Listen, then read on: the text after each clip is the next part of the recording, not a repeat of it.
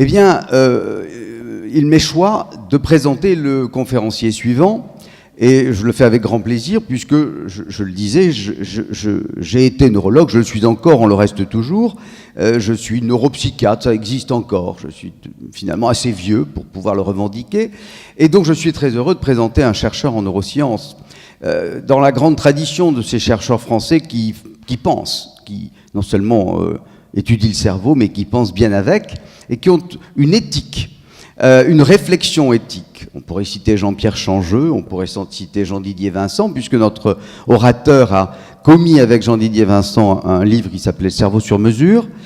Eh bien, donc, j'évoque, je parle de Jean-Marie Liédot, qui est ici, et qui va venir me rejoindre, qui est donc directeur de recherche au CNRS, et qui dirige un laboratoire qui s'appelle Gènes et Cognition, c'est bien ça, directeur du département de neurosciences à l'Institut Pasteur, qui vient de faire publier un livre qui s'appelle « Le cerveau, la machine et l'humain », c'est bien cela, je crois, et qui a intitulé sa conférence, si c'est bien le titre que vous confirmez, l'intelligence et la mémoire humaine en péril. C'est cela également ? Voilà. Alors, sommes-nous en péril, effectivement? Sans doute sommes-nous des chefs-d'œuvre en péril. Hein, ça, j'en suis un peu persuadé.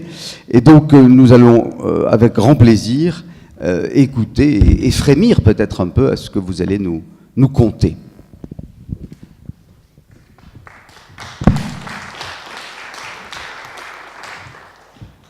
Bien, merci pour cette introduction si élogieuse que je ne peux maintenant que vous décevoir. Mais je vais quand même faire de mon mieux pour partager avec vous modestement le... Oui, vous pensez que j'ai besoin du microphone? D'accord, donc je vais m'atteler d'abord.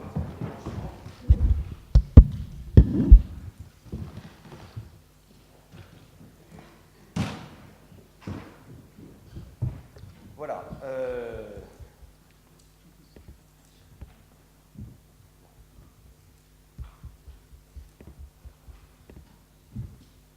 Parfait.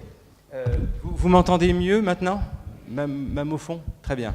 Je tiens tout d'abord, évidemment, à remercier les organisateurs de pouvoir produire un programme si intéressant, si vivifiant durant ces 3 journées. Comme il a été dit précédemment, la science est en train d'accélérer son corpus de connaissances avec des vitesses exponentielles qui font qu'aujourd'hui, le risque est grand. Le risque est grand peut-être de voir Daesh encore grandir parce qu'il y a un schisme qui va se produire dans le fait que certains happy few, les quelques-uns, vont avoir la connaissance et vont pouvoir l'utiliser. On verra peut-être dans le débat après mon introduction ou ma présentation qu'il y a des enjeux évidemment de la définition même de ce que va être l'humain dans le futur, mais qui est très proche. Certains ont déjà réfléchi pour nous. Il s'appelle le GAFA, les Google, Apple, Facebook, Amazon, Microsoft, certainement à mettre en premier même. Donc certains ont réfléchi déjà pour nous, et puis d'autres préfèrent aller à la braderie ou faire marcher les systèmes de la récompense, la dopamine, le plaisir, je consomme, et peu, et merci d'être là, réfléchissent et se soucient de la définition même de ce que l'on veut donner à l'humain du XXIe siècle. Et les enjeux sont énormes, puisque aujourd'hui, on est en train de retirer le voile sur ce mystérieux organe qu'est le cerveau, et on est en train de comprendre des processus de prise de décision, mécanismes de la mémoire qu'on peut altérer, modifier, introduire des fausses mémoires. C'est intéressant pour quelqu'un qui vit un stress post-traumatique. Mais on peut également modifier des mémoires collectives. Alors, on a entendu parler tout à l'heure de fake news, effectivement. Il y a tout maintenant un champ des sciences sociales qui empruntent les connaissances que génèrent les sciences cognitives ou les sciences du cerveau. Et donc, on voit qu'on est en train de plus ou moins manipuler ou en tout cas de définir qu'est-ce que va être l'humain. Donc vraiment merci d'être là aujourd'hui, de participer à ces réflexions parce que, je le dirai probablement dans ma conclusion, il y a quand même des espoirs. Moi je ne suis pas un prophète de malheur, simplement j'aime partager le corpus de connaissances que la science accumule et en fait, pour réfléchir et définir ensemble les objectifs à atteindre. L'espoir, il est en fait vers une science citoyenne. Et on a les moyens aujourd'hui de développer cette science citoyenne, et je reviendrai peut-être un peu plus tard sur ce terme-là. En tout cas, merci de m'offrir cette tribune pour partager avec vous les quelques informations ou les quelques connaissances qui, effectivement, il a été dit tout à l'heure, depuis 20 ans, s'accumulent et bouleversent vraiment la définition même de ce qu'est l'humain. Et donc, on va voir ensemble les quelques points que j'aimerais partager avec vous sur ce changement de paradigme, ce changement de référentiel. Il y a 5 points que j'aimerais partager avec vous. Alors, je ne vais pas terminer à 16 heures, je vous rassure, hein, ça va être très vite fait. C'est en fait une mise en bouche pour plutôt animer un débat. J'espère qu'il y aura plus de questions que moi j'ai de diapositives. Le premier point que j'aimerais partager avec vous, c'est que depuis les 20 dernières années, on est certain maintenant que le cerveau se nourrit du changement et se détruit de la routine. C'est un fait. Le cerveau est dynamique. C'est un objet qui n'est pas figé. Mais je ne parle pas du cerveau du jeune, de l'adolescent ou du jeune adulte. Je vous parle d'un cerveau qui a 85 ans, 90 ans, dans lequel on peut trouver des neurones qui auront 3 jours d'existence, donc des bébés neurones, des neurones qui auront 12 ans, un adolescent, des neurones qui auront une vingtaine d'années. Et donc ça, c'est quand même un changement de point de vue, évidemment, où l'on voit que ce cerveau, quel que soit l'âge, le statut de cette personne, son statut professionnel, social, eh bien, est enclin à produire des neurones. Et ça, c'est vrai pour tout le monde, à part quelques personnes qui ont eu une ou quelques mutations qui font qu'il peut y avoir un défaut de l'approvisionnement, de la formation de ces cellules nerveuses, de ces nouveaux neurones. Je devrais vous dire que ces nouveaux neurones viennent de cellules souches, voilà, donc c'est tout un pan là, de la biologie, dite médecine régénérative, qui s'ouvre à nous, puisque aujourd'hui on sait que pas uniquement la peau ou le sang est capable de se régénérer, mais également certaines régions de notre cerveau. C'est d'ailleurs très intéressant, parce que ce sont des régions qui ont un lien très étroit avec la mémoire. On reviendra peut-être sur ce point-là tout à l'heure. Mais donc, nous sommes tous capables de produire des neurones. Le simple problème, c'est que peu d'entre nous l'utilisent, ce potentiel. Donc ça reste un potentiel. Hein, Nietzsche dit « deviens ce que tu es ». Ben, en fait, c'était une sollicitation ou une invitation à utiliser ce potentiel. Car ce n'est pas en restant assis et en m'écoutant que ça va se passer. Il y a plusieurs lois que l'on a maintenant bien définies qui montrent que ce cerveau a une grosse appétence, par exemple, au changement, à la nouveauté. Que l'exercice physique contribue à stimuler ces cellules souches, que le bien-être tel qu'on peut le définir sous un plan non pas philosophique ou matérialiste, mais simplement sur une alchimie très particulière, que le bien-être donc contribue par des substances chimiques telles que la sérotonine, celle qu'on cherche à faire augmenter dans notre cerveau quand on prend le Prozac, eh bien, sont des substances qui vont agir sur ces cellules souches et les inviter à produire des neurones. Mais nous avons tous notre Prozac naturel, donc mieux vaut connaître le fonctionnement intime de cette machine plutôt que de chercher à augmenter artificiellement notre niveau de sérotonine. Mais derrière tout ça, on verra que le désir, par exemple, est en fait un point fondamental qui, vous avez essayé tout à l'heure de définir les traits de l'humanité. Le rire, c'est évident. Le désir aussi, puisque le désir, d'un point de vue non pas philosophique, mais des neurosciences, le désir, c'est la simulation de la récompense à venir. Donc c'est la projection dans le futur. Vous avez un écureuil qui va amasser des glands parce que la photopériode est propice au fait qu'il soit conscient que les jours vont être réduits, et donc il va amasser des glands, mais il ne fait pas de calcul sur le fait que l'hiver sera rude ou pas rude. En fait, c'est totalement automatique. L'humain, lui, il fait des calculs. Il a ce qu'on appelle une machine bayésienne qui fait des inférences, des statistiques. Tiens, si tu fais ça, tu auras ça. Mais si tu fais ça, tu auras ça. Vous voyez, quand on va à l'école, ben on se projette déjà dans le futur. On voudra être ceci ou on voudra être cela. Puis quand on met de l'argent à la banque, c'est quand même un jour pour le récupérer et faire des choses, des projets. Donc l'humain peut se définir par le désir. Et là, on ouvrira ça pour le débat.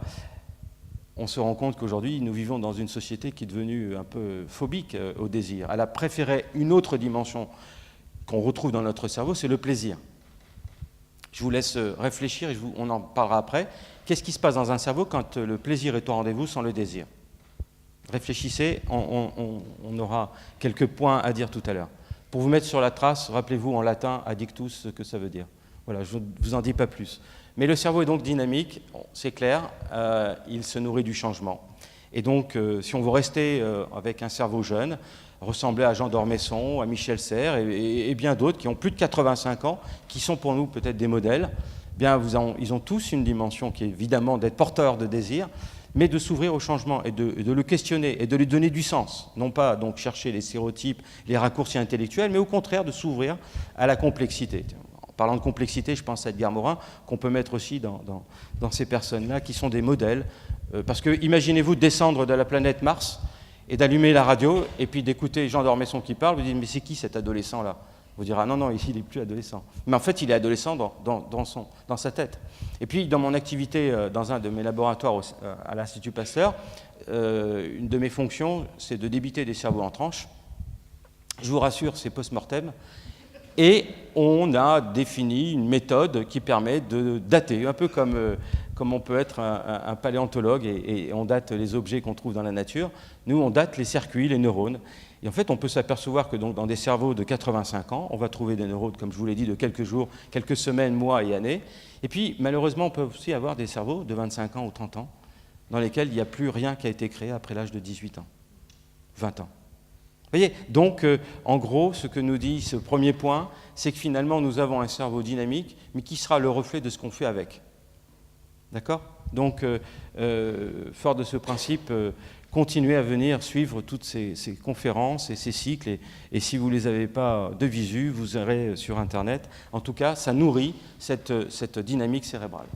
Je reviendrai sur les 4 autres points, mais on va donc rentrer un tout petit peu plus dans le détail sur le cerveau dynamique. Le cerveau dynamique nous encourage par exemple à abandonner toutes ces images que l'imagerie fonctionnelle et d'autres techniques nous montrent aujourd'hui sur comment le cerveau est câblé. Et on a des répertoires sur les cartes, alors on ne va pas rentrer sur les aires de Broca, de Wernicke, etc. Super, c'est joli, mais depuis qu'on a l'imagerie avec une résolution assez pointue, on s'aperçoit d'abord que nous avons tous un cerveau unique. C'est la fameuse idiosyncrasie. Chacun de nous utilise des circuits pour la lecture, par exemple. Eh bien, on n'a pas tous les mêmes circuits pour la lecture. Vous voyez, ce que l'on fait quand on apprend à l'école à lire, c'est du piratage. Donc, nous sommes des neuro-hackers.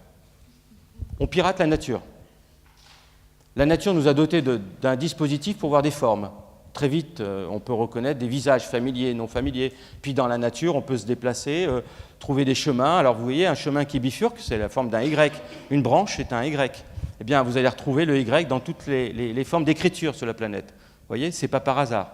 Donc c'est en fait l'éducateur qui est venu, alors je vous renvoie à Rousseau, là, et le fameux Émile, sur l'éducation, et donc l'idée que là, la culture va venir impressionner, donner une forme, c'est pour ça qu'on parle de plasticité, donner une forme à ces circuits-là.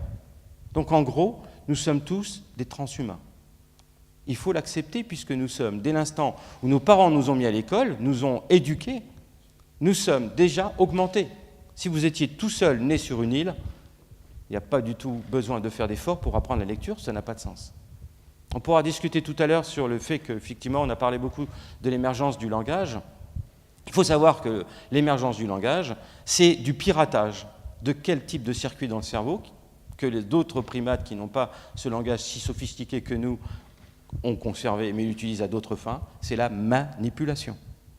Donc on utilise des circuits que d'autres primates vont utiliser pour toucher et prendre des outils. Eh bien nous manipulons avec le verbe. Hein, rappelez-vous, au commencement était le verbe. On reviendra sur cette définition-là tout à l'heure, mais il est très important donc, de savoir que cette dynamique cérébrale, c'est la possibilité d'ouvrir des champs de possibles. Hein, là, je fais référence un peu à Sartre dans l'idée que nous prenons tous des chemins de la liberté grâce à cette plasticité cérébrale, cette dynamique cérébrale qui fait que Rousseau avait raison quand il nous dit « l'homme est perfectible ». Donc la seule, ça c'est un clin d'œil, la seule, je l'ai mis hier soir, hein, la seule idée qu'il faudrait garder de notre cerveau, ce n'est pas les belles images colorisées que l'on voit dans tous les magazines sur l'état de notre cerveau, parce que ça c'est vrai à un instant T, mais T plus delta T, et j'ai un nombre assez élevé de mes chercheurs qui travaillent justement à quantifier cette dynamique, comment l'éducation par exemple interfère sur cette dynamique, quel est le rôle de la récompense dans cette dynamique, etc. Simplement, ce que je voudrais dire pour gagner du temps et aller beaucoup plus vite, c'est simplement, rappelez-vous que votre cerveau, c'est la Sagrada Familia. C'est un chantier permanent qui ne devra jamais être achevé. Votre mission, si vous l'acceptez, après moi je m'autodétruis, c'est de garder des grues dans la tête. Vous devez garder un chantier permanent. Le jour où vous allez dire « Ah mais non, ce dernier iPhone, puis cette dernière forme de tendance de musique, là, j'y comprends rien, ça c'est pour les jeunes », alors là, vous avez décidé de mettre un âge à votre cerveau. Donc, nous sommes toujours, en permanence, soumis à des contraintes. Mais quelles sont ces contraintes? Elles sont sociales et culturelles. Rappelez-vous ce que nous dit Hannah Arendt dans la définition de l'homo faber, l'homme qui fabrique. Bien, c'est cette lithographie-là que j'ai prise de Martin Scher qui résume un petit peu le concept que j'aimerais développer avec vous. Alors, si vous me suivez, j'essaie de vous convaincre que le cerveau adulte, quel que soit son âge, est dynamique. D'où vient cette dynamique? D'où vient la force qui va produire cette dynamique? Hannah Arendt nous dit « L'homo sapiens est le seul à pouvoir construire, inventer, construire, utiliser des outils à des fins de construire une culture. » C'est-à-dire on va partager, on est dans ce qui a été dit aussi tout à l'heure sur la notion de culture cumulée. Vous voyez, moi ça m'a pris 10 ans pour apprendre des choses, bien, avec mon fils, en 2 jours, je vais lui transmettre. Vous voyez, ça c'est assez propre à l'homme, grâce au langage, évidemment. Donc, nous avons la possibilité, et c'est ce que montre cette diapositive, d'inventer des outils, homo faber. Ici, l'outil qui m'intéresse, c'est l'écriture. Vous voyez une main qui tient un crayon. Ça, c'est ce que nous dit Hannah Arendt, et que ce crayon, il sera partagé par les autres qui vont regarder. Mais j'aimerais pousser ce concept un peu plus loin, pour vous dire que ce qu'on voit aujourd'hui dans le cerveau, c'est que l'usage de l'outil qui a été créé par d'autres, qu'est-ce que fait l'usage de cet outil? Ici, il permet de dessiner une main, mais que fait la main? Elle modifie le créateur. Donc vous voyez, nous avons une boucle avec un cercle vertueux, puisque l'humain est plongé dans le changement. Nous n'avons pas le choix. Nous avons toujours des urbanistes, nous aurons toujours des Steve Jobs et d'autres qui vont produire et créer des outils, et nous allons les utiliser. Et quand nous allons utiliser ces outils, nous allons changer notre cerveau. Je ne rentre pas dans les détails, on pourra en parler plus tard si vous voulez. Il y a un effet Google dans le cerveau, dans la mémoire, dans la stratégie que nous utilisons aujourd'hui d'un point de vue mnésique. Avec l'avènement des objets digitaux, notre stratégie n'est plus la même. Vous n'apprenez plus des chiffres par cœur. Votre mémoire de travail est en train de diminuer. Depuis 2 ans, j'ai des journalistes qui m'appellent tous les 2 jours, pratiquement, pour me dire « Qu'est-ce que vous en pensez? Le QI diminue. » Ils sont alertés, alors on a envie de leur dire prenez du Prozac, ça ira mieux après. Mais je leur dis simplement, écoutez, c'est une bonne nouvelle. Si le QI diminue, c'est simplement parce qu'avec le QI, on mesure des paramètres tels que la mémoire de travail. Or, puisque maintenant nous sommes en train d'externaliser nos fonctions mentales, je vais me réjouir que ce que vous mesurez avec le QI, ça diminue, puisque j'ai plus besoin de m'embarrasser de chiffres et de numéros de mes amis par cœur. J'ai délégué. En revanche, j'aurais intérêt quand même à utiliser ces mégaoctets que j'ai libérés dans ma mémoire vive. Je vais devoir les utiliser à faire autre chose. Cette autre chose, c'est mon 5e point, c'est le cerveau social. Quand vous voyez les gens tweeter, ne dites pas ils vont devenir débiles. Non, simplement, ils répondent à cette injonction et cette grande appétence qu'a le cerveau, c'est d'être en phase avec l'autre. Le cerveau de l'altérité. Et dans mon dernier ouvrage, je parle de ceux qui envoient des tweets comme étant en fait une espèce de dépouillage commérage. Parce que ce que fait un singe quand il veut montrer à l'autre qu'il l'aime, il va passer du temps à lui enlever les poux. Mais quand vous envoyez un message à quelqu'un qui est loin, t'es où là? Vous voyez, le contenu sémantique, il n'est pas énorme, hein, t'es où là? Mais simplement, vous dites à l'autre que même s'il n'est plus devant vos yeux, il existe dans votre cerveau. Et donc, vous créez un lien. Vous voyez?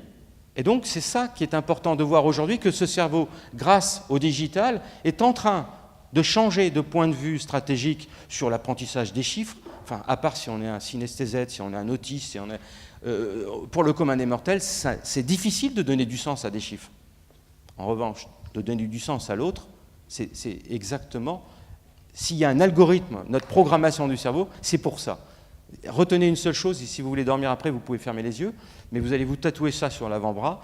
Le cerveau de l'humain est une chambre d'écho de l'autre. Quand nous avons quelqu'un en face de nous, il résonne, et même quand il n'est plus là, il continue à résonner. D'où l'importance de lui envoyer des messages et de maintenir ce lien.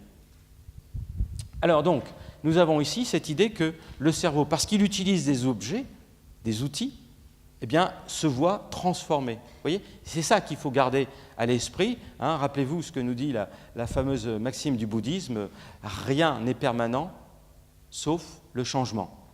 C'est le fameux paradoxe dit de la Reine Rouge.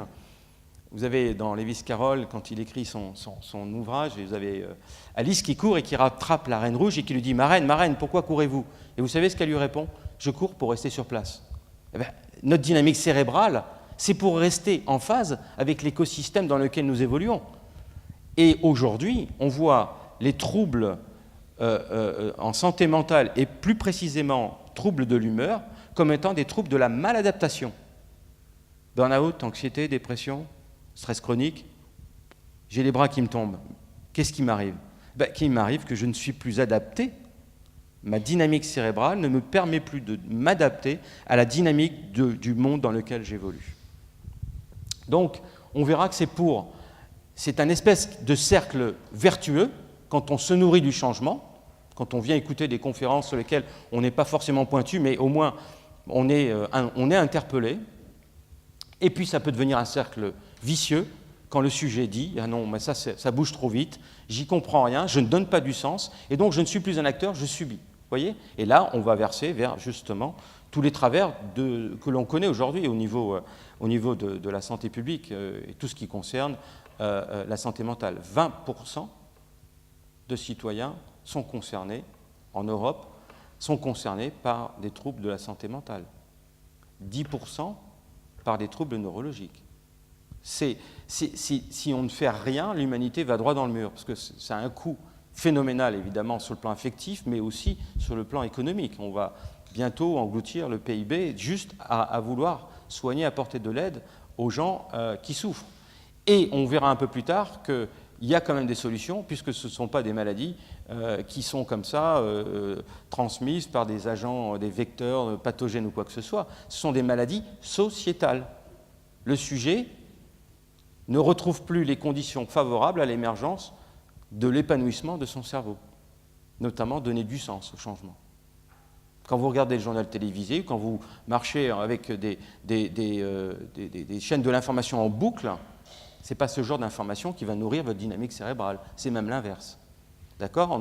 On abandonne le journal télévisé de TF1 et on réfléchit, on se pose des questions, mais on essaie de se protéger notamment de ce que j'appelle l'infobésité. Ces avalanches d'informations qui nous parviennent et qui nous font savoir, mais pas comprendre. Deuxième point, et j'aurais besoin de quelqu'un qui joue l'arbitre du temps, parce que je risque de déborder. J'ai fini mon introduction.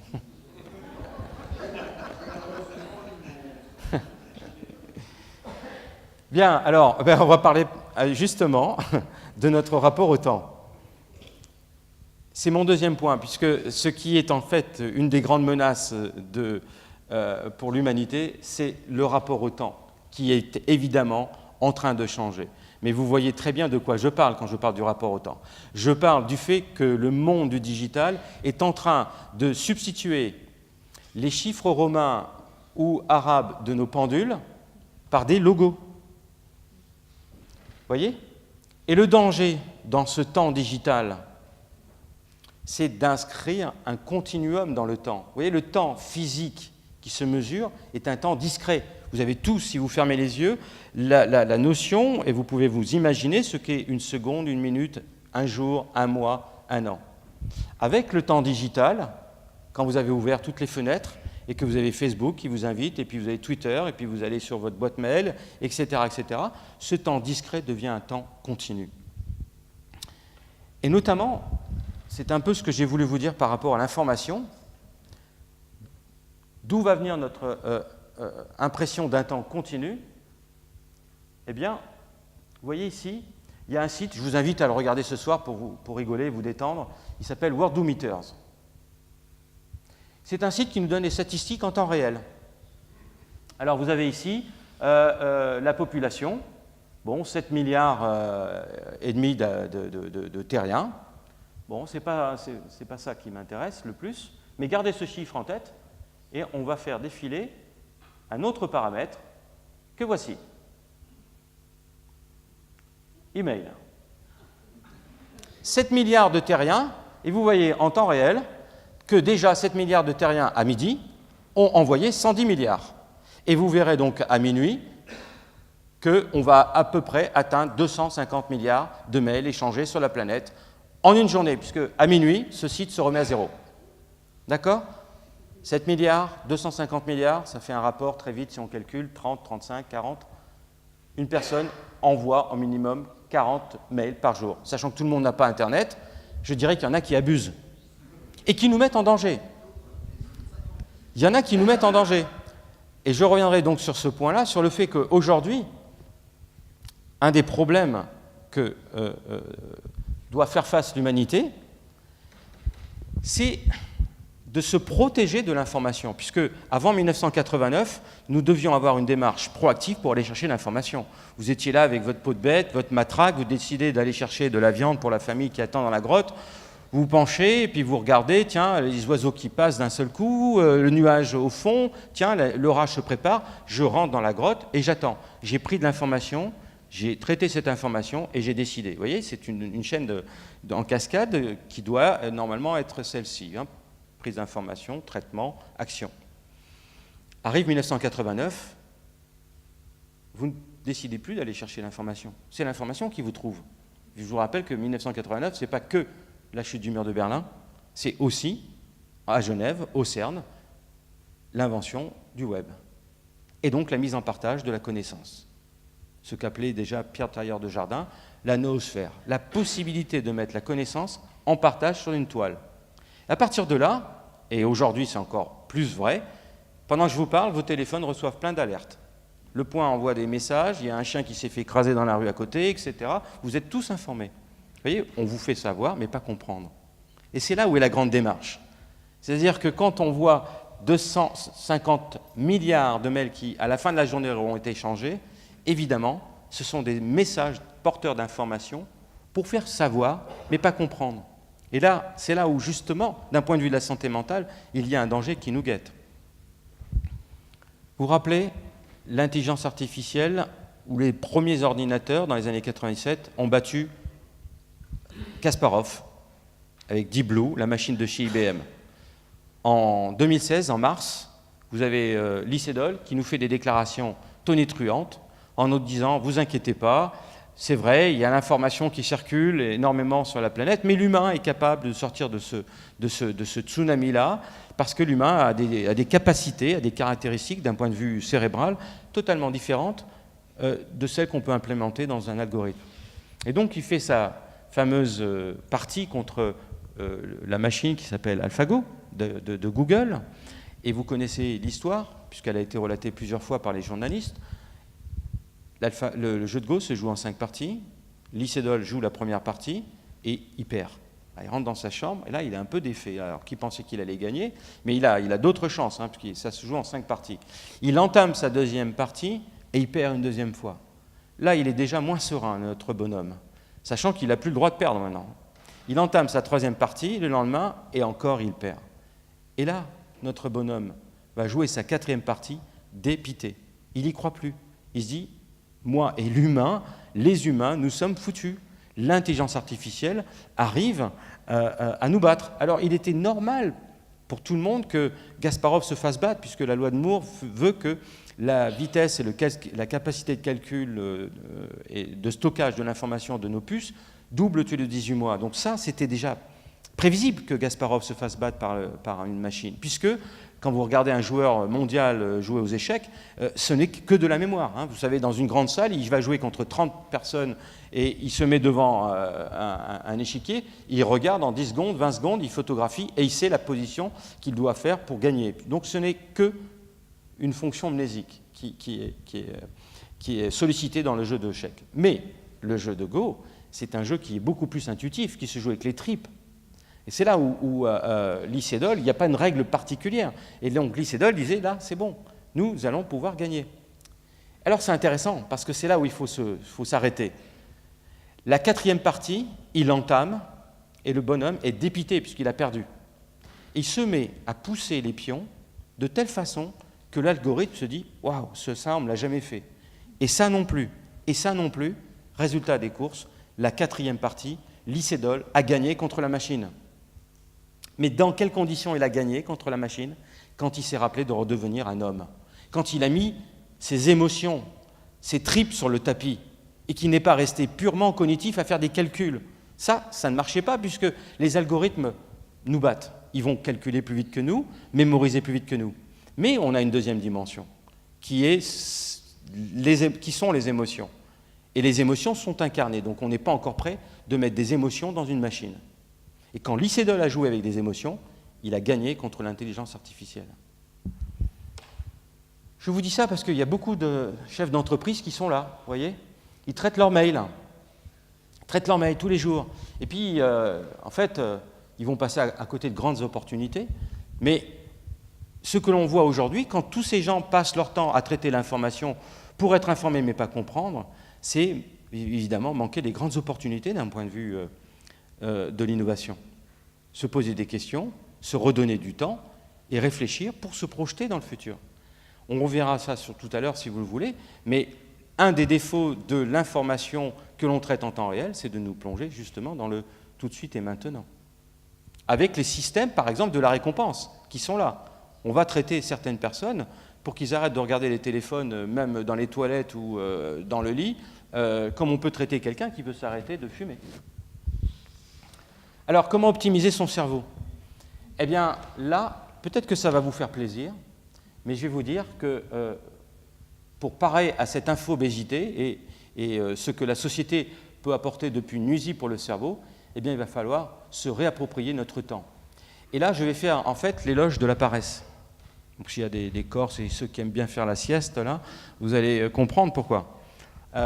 J'avais un ami que j'ai mis dans un scanner. Alors, voilà son cerveau. Et vous allez voir en haut, donc il va être soumis à des tâches.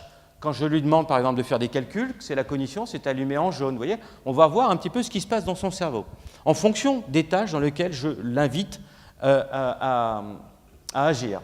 Donc l'action, bon, il ne peut pas bouger, mais je lui demande de simuler l'engagement au tennis, par exemple. Pour la perception, il reçoit des filets odorants et il doit me dire si ça sent la menthol, la violette, c'est bien à Toulouse, etc. Pour les émotions, il entendra les cris d'une femme surprise, terrifiée, ayant du plaisir, etc. Et on voit donc, au fur et à mesure qu'il est soumis à ces tâches cognitives, qu'il y a, ça ne vous a pas échappé, des engagements mentaux, mais qui sont relativement discrets. Ce sont des tâches, vous avez vu, qui apparaissent. Ils sont tellement discrets qu'avec un algorithme, je peux ensuite mettre l'algorithme en place et dire qu'est-ce qu'il fait. Là, vous voyez, quand on passe ici, c'est 0 ou 1. Quand il fait ça, je sais que là, il est en train de sentir. Puis là, qu'il est en train d'entendre une femme crier. Et que là, il a simulé l'engagement, etc. Donc vous voyez qu'en fonction des tâches cognitives qui lui sont assignées, je peux voir dans son cerveau des circuits opérer. Là où c'est plus éthique, ça tombe mal pour un congrès comme celui-ci, c'est que je lui dis, voilà, j'ai besoin de prendre un café, je reviens dans 1 minute. Et en fait, je ne suis jamais revenu. Mais en partant, j'ai mis un magnétophone à ma place, qui a continué à le bombarder de questions. Trouver la racine carrée, etc., etc. Et notre bonhomme, il continue à se prêter à ce jeu, mais au bout d'un moment, comme il n'y a personne pour un peu donner un peu vous voyez, l'estime de soi, bravo, tout ça, et puis il se rend compte en plus que quand il dit des erreurs, personne ne le corrige, à un moment donné, il abandonne. Il abandonne. D'abord, il est très furieux. On ne le voit pas sur le film, mais c'est plus le cortex qui est activé, c'est la région sous-corticale. Là, il ne faut surtout pas rentrer dans la pièce parce que là, vous allez vous en prendre, c'est l'amygdale, bon, il peut vous égorger là. Donc vous attendez patiemment derrière. Et ce qui est intéressant, c'est que 40 minutes plus tard, donc il ne faut pas que ça sorte de ses murs parce que c'est vraiment pas éthique. Hein. Je lui dis que je revenais dans 1 minute, je suis jamais revenu, mais dans 40 minutes plus tard, regardez ce qui se passe dans son cerveau.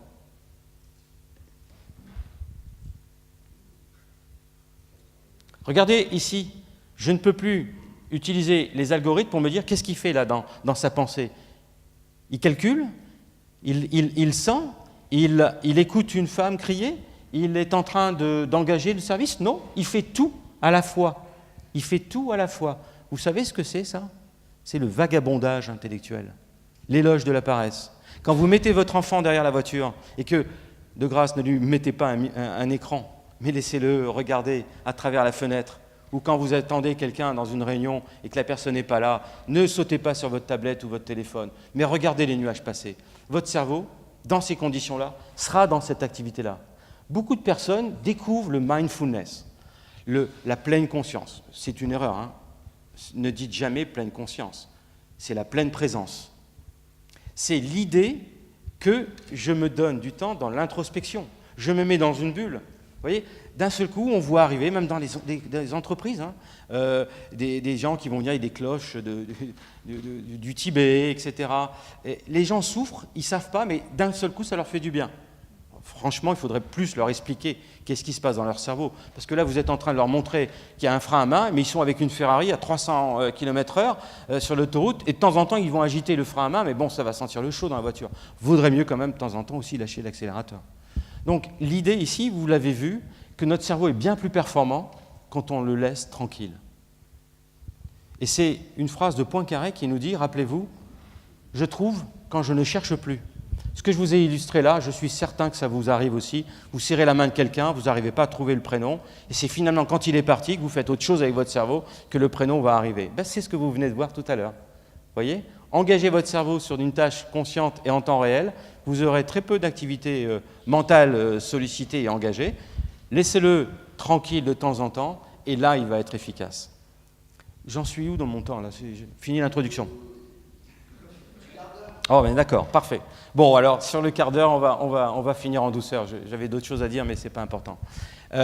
Si vous voulez, pour rester très optimiste et vous donner un petit peu les clés de compréhension de ce qu'on sait aujourd'hui sur notre cerveau, j'aimerais bien faire plutôt allusion à saint Augustin. Et dans le livre 11 des Confessions, il fait un découpage du temps. Vous vous souvenez, il parle le présent du passé. Bon, c'est la fonction mnésique.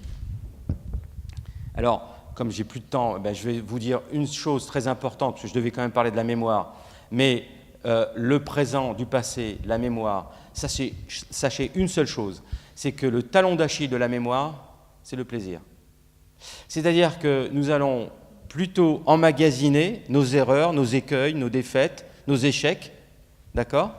Et que ce que vous avez acquis, avec une situation de bonheur, de bien-être, c'est acquis, eh bien, si je n'ai pas une démarche un peu proactive pour maintenir cette information, je l'oublierai. Vous voyez, bon, ça c'est un trait atavique, l'époque où on était avec notre peau de bête et notre massue, et que vous étiez devant un point de bifurcation, tiens, tu vas à droite, tu vas à gauche, vous prenez la gauche, puis vous faites courser par un facochère, et si vous en sortez, un mois plus tard, vous ne l'avez pas oublié cet événement. Vous voyez ?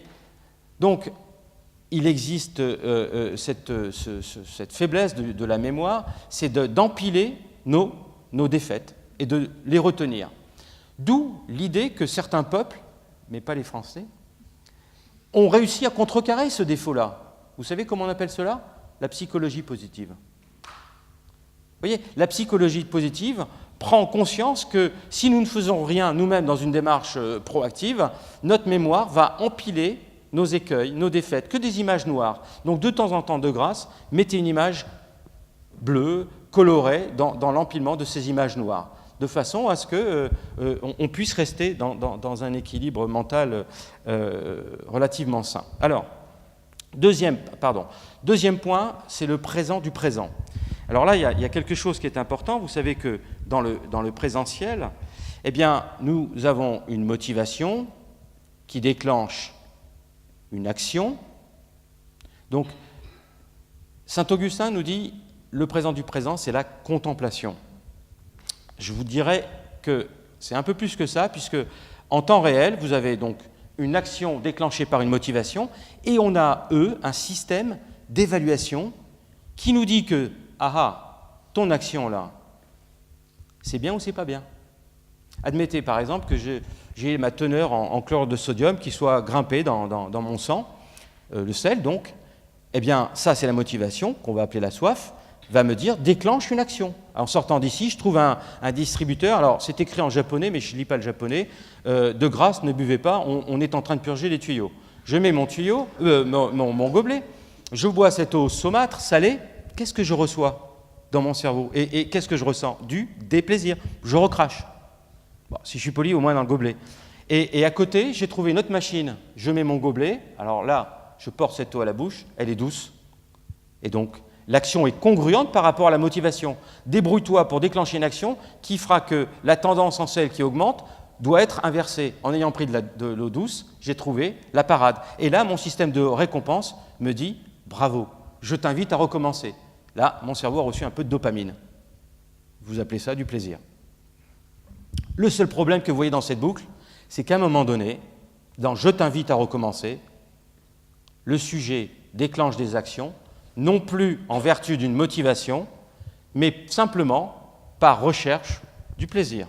Et le A de action devient addictus, devient l'addiction, la dépendance. Rappelez-vous, l'addictus, en latin, c'était celui qui devait payer ses dettes à son maître. Je suis en train de vous dire que tout sujet qui va avoir des comportements qui ne sont pas motivés, mais qui n'ont de cesse que de vouloir satisfaire les systèmes de la récompense, ce sont des comportements où le libre arbitre disparaît. Alors, on arrive au troisième temps maintenant de Saint-Augustin, le présent du futur. Il appelle ça l'espoir, lui. Moi, je vais lui donner un autre nom. Dans le présent du futur, je vais appeler ça le désir. Et ça, c'est probablement le propre de l'humain, c'est les lobes frontaux, 300-400 cm3. Nous avons ici cette machine bayésienne qui fait des calculs d'inférence, et si tu fais ça, tu auras ça, et si tu fais ça, tu auras ça. Et là, ce désir, donc notamment la sérotonine qu'on va retrouver, viendra réguler les systèmes de la récompense. Donc pour faire court, j'aurais pu même aller plus vite en vous disant que toute situation que vous ressentez de gratification à l'instant présent, si cette situation n'a pas été préalablement précédée par une phase plus ou moins longue de simulation de cet événement qui est advenu, donc si cette phase de simulation n'a pas été présente, alors le sujet va connaître les affres de l'addiction. Plaisir sans désir, addiction. Et le désir est là pour réguler les systèmes de la récompense. Vous voyez?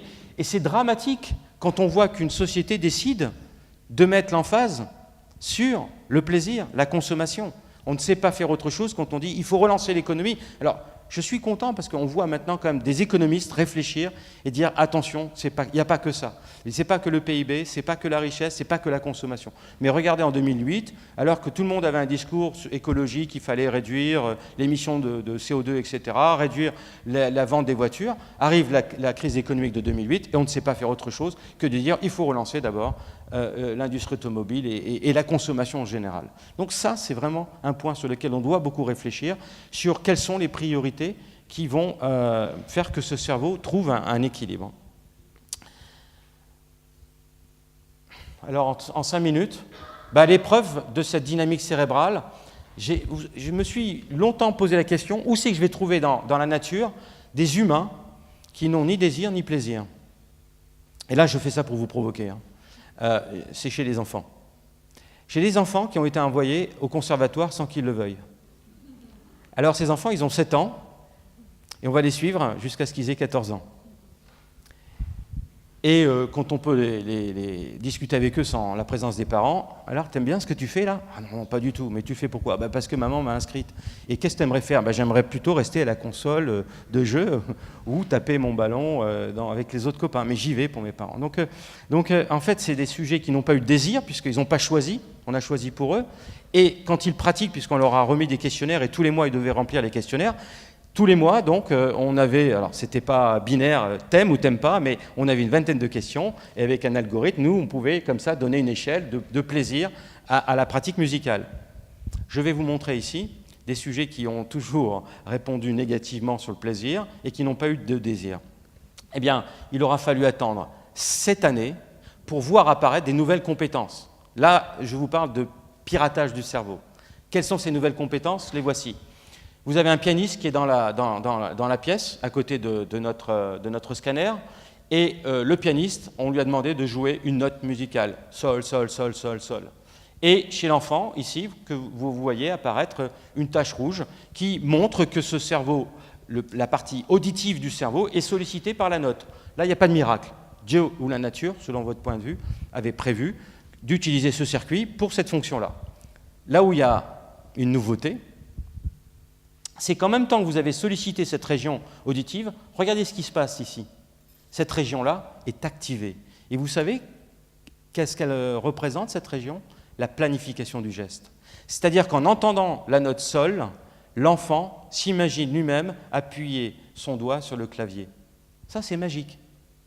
Il y a un lien ici qui fait que, de fait d'avoir attendu une note, eh bien, on a simulé le geste. Et la même chose aussi, vous pouvez donner un clavier en mousse à l'enfant, il appuie sur les notes et son cerveau auditif se retrouve activé. Donc ça va, il y a une bijection, ça va dans les deux sens. Et là, pour ça, il a fallu 7 années pour trouver cette nouvelle compétence. Hein. Dans les entreprises, on parle d'acquisition de nouvelles compétences. Ben là, vous l'avez chez un enfant. Mais quand désir et plaisir ne sont pas au rendez-vous, ça prend 7 ans.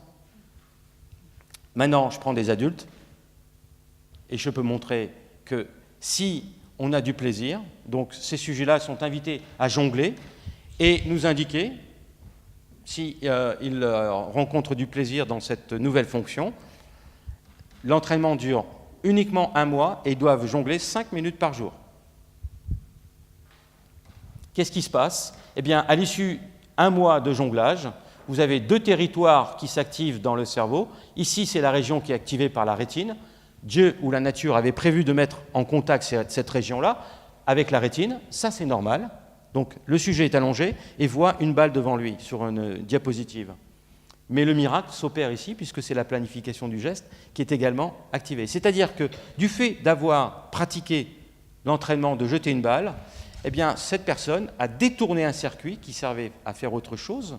C'est-à-dire que maintenant, il positionne sa main dans l'espace, non pas en fonction du cervelet, d'autres organes qui gèrent nos membres dans l'espace, mais en fonction de la rétine, qui lui dit, voilà la trajectoire, je fais un peu de calcul bayésien, d'inférence statistique, et je vais donc mettre ma main là pour intercepter la trajectoire de la balle. Ça, c'est une compétence qui a été acquise après 1 mois. Vous voyez? Donc le fait de voir une balle sur la rétine, je positionne ma main dans l'espace. C'est nouveau. La beauté de ces expériences, c'est qu'on a des personnes qui nous ont répondu avec des degrés variables de plaisir. Quand on leur demande de poser les balles, de signer un engagement dans lequel ils s'engagent à ne plus jongler, et on les convoque 1 an plus tard, ce qui a été gagné est gagné. C'est-à-dire que vous voyez que toujours la région qui a été piratée reste toujours piratée. Et elle restera d'autant plus dans le temps que le sujet nous a dit « j'aime ». Vous voyez la dimension du plaisir pour recabler notre cerveau? Il y a vraiment une relation directe entre la quantité de mémoire et d'acquisition que je vais pouvoir garder dans mon cerveau et le plaisir que j'ai eu. Bon, et je vais terminer très rapidement pour vous parler d'une autre expérience, pour vous montrer qu'on peut écourter encore le piratage, non pas en 7 ans comme on l'a fait avec des enfants, non pas en 1 mois comme on l'a fait avec des adultes, mais on peut le faire en 5 jours. 5 jours chez des sujets chez qui nous avons fait germer le désir. Alors, c'est des étudiants que j'ai pris à la faculté de médecine, et je leur ai dit, écoutez, vous allez vivre la cécité. Alors, au début, ils sont déprimés. Non, on n'a pas envie. Mais si, je leur ai dit, vous allez vivre un monde nouveau, un monde sensoriel nouveau. Allez dans les restaurants pour aveugles, et vous allez voir que vous allez développer votre odorat, l'audition, etc., etc. Donc, ils sont préparés pendant 1 mois avec toute la préparation nécessaire. Donc, leur désir va monter au fur et à mesure que l'échéance approche. Et puis là, je vais vous montrer les résultats sur ceux qui ont trouvé du plaisir à effectivement être aveugles pendant 5 jours et 5 nuits. Et le test à l'issue de cette expérience, c'est très simple. Ils mettent leurs mains dans une boîte, et à l'intérieur de cette boîte, il y a un anneau sur lequel j'ai collé des bandelettes de velours.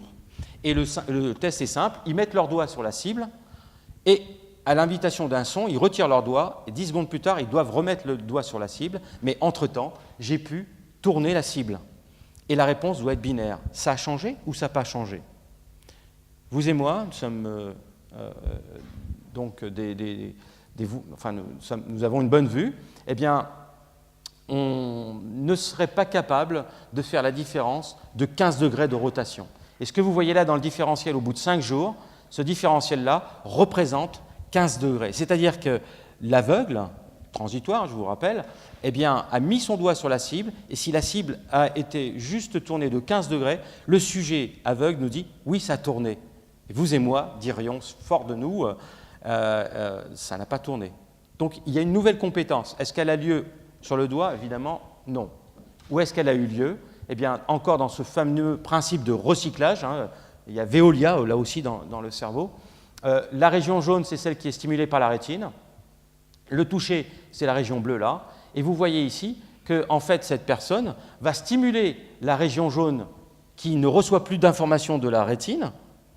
Elle va recevoir de l'information venant des doigts par l'intermédiaire de ce territoire cortical placé juste au-dessus. C'est-à-dire que le sujet, ces circuits-là se sont trouvés finalement appauvris, ne travaillant plus, le jaune de la rétine, cette région ne travaillant plus, celle-ci étant hyper débordée, parce que ça devient important de savoir si je vais mettre un crayon ou un stylo dans la bouche. Donc celle-ci étant débordée, eh bien, des câbles ont été jetés et un piratage a été fait sur un circuit qui était juste au-dessous de celui qui est hyper débordé. Et donc, ce circuit-là a été invité à travailler avec le doigt et non plus avec la rétine. Et pour terminer, la beauté de ces expériences, c'est que quand vous enlevez les masques, vous faites une mesure d'acuité visuelle. Évidemment, les personnes n'ont pas perdu dans l'acuité visuelle. Hein, vous avez rajouté quelque chose de plus, un module supplémentaire dans ce cerveau, mais vous n'avez pas juste rebattu les cartes. Ça serait pas un intérêt, il n'y aurait pas vraiment d'avantage. Donc voilà, ces sujets-là, maintenant, apprennent à stimuler cette région avec leurs doigts, en plus du contact qui reste avec la rétine.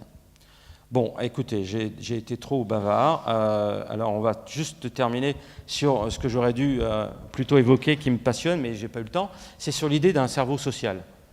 J'aime bien retenir cette phrase d'un proverbe perse, si tu as 2 oreilles et une bouche, c'est pour écouter 2 fois plus que tu ne parles, et ça c'est aussi pour faire écho avec ce qui a été dit tout à l'heure sur la parole, qui a été vraiment le lien social, l'idée que l'on ait utilisé nos circuits à manipuler, mais qu'on manipule les gens par le verbe, et qu'on a pu ainsi trouver un aspect collaboratif. Et pour terminer, faire résonance à ce qui a été dit, l'humain, grâce au langage et grâce à ce dispositif qui est ce cerveau empathique, eh bien, finalement, a choisi résolument un autre mode de sélection qui n'est plus la sélection naturelle, le darwinisme, mais qui est la collaboration.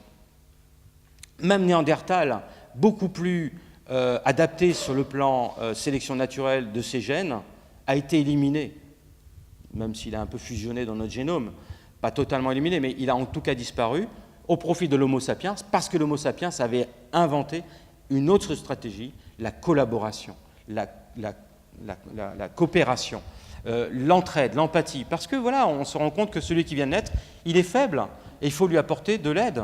Il faut décrypter les cris. Tiens, là, ça veut dire qu'il a faim, tiens, ça veut dire qu'il a froid, ça veut dire qu'il faut le tourner, il a mal au ventre, etc., etc. Vous vous mettez à la place de l'autre.